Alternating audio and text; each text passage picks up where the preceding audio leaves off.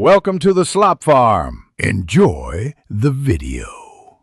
You start by removing visible grid lines so the sheet looks clean. First, select the worksheet you want to change. Then, on the View ribbon, uncheck Grid Lines. This hides every cell boundary on screen. Once done, make sure you also inspect Page Layout.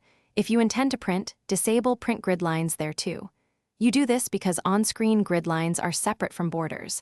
Hiding them is fast and reversible, and it prevents accidental printing of faint rule lines. Next, you remove explicit borders cells may have. Select the range you want, or press Ctrl+A to grab the whole sheet. From the Home ribbon, open the Borders drop-down and pick No Border. This strips applied borders instantly. Once done, check for conditional formatting or cell styles that reapply borders. If borders persist, use Clear Formats on the Home ribbon to wipe style-based lines.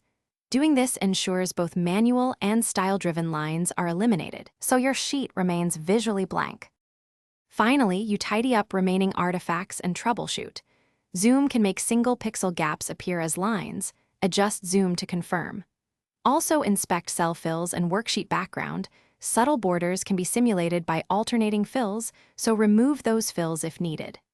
If odd lines persist on screen only, save and reopen the file.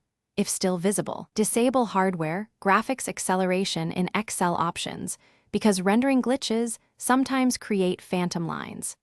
This sequence completes removal and helps you diagnose display versus actual border issues. Thanks for watching. Consider subscribing if we helped you today.